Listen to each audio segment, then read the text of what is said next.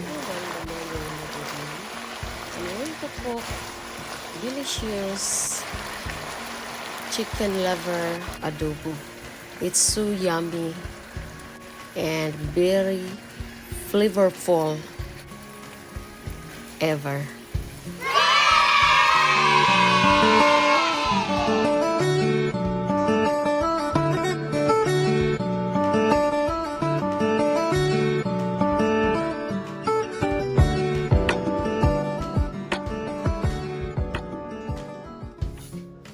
First, I'm going to boil the chicken liver and add 1 tablespoon of salt and also 2 tablespoons of oil. Add 1/2 onion chopped and also 2 thumbs of ginger chopped.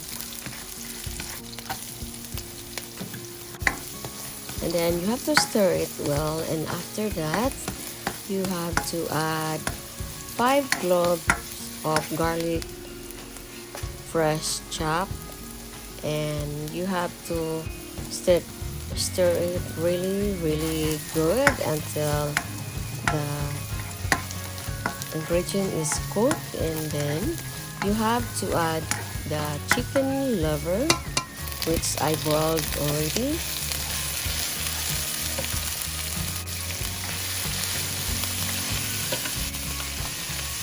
It's very delicious, guys, and if you have black iron, you can cook this. This is good for to add your iron, and really good. So now I add like 2 tablespoons of soy sauce, either kind of soy sauce, and also 1 tablespoon of black pepper and 3 leaves of bay leaves, and 2 tablespoons of sugar, white sugar or brown sugar, 1 1/2 tablespoon of beef powder or beef stock. So you have to stir it so the flavor gets through to the liver. And 3 tablespoons of vinegar, any kind of vinegar. And also the chicken broth, which I got that from I boiled the chicken liver broth.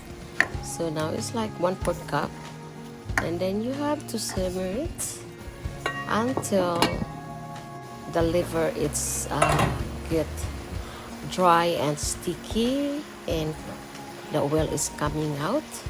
So subscribe and like, share, and please leave comment. Thank you for watching, and to those silent subscriber viewers, thank you so much for support me. I'm really sorry sometimes that I can upload a video, please.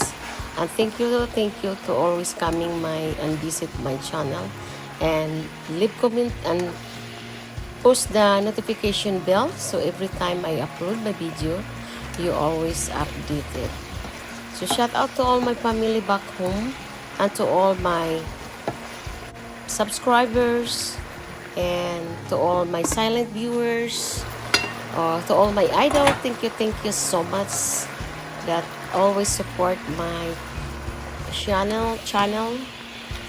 So please subscribe, like, and share. Thank you. God bless and take care. So now, as you can see, you have to put the bread paper or bell pepper.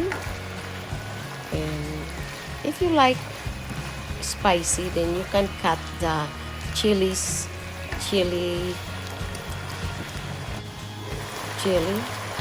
hot chili. You have to, and then now, as you can see, the chicken liver is almost ready to serve. So try, guys, we used to eat this with rice, and so yummy. Now that's optional. I don't cut the hot chili because I don't want it really spicy. So to those like to eat the spicy, then you can get. So try this, guys. You need to try this. It's really good, and you can eat with rice. So thank you so much. Now the food is ready to serve. If you're hungry, then join me. Thank you. Bye! See you in my next video.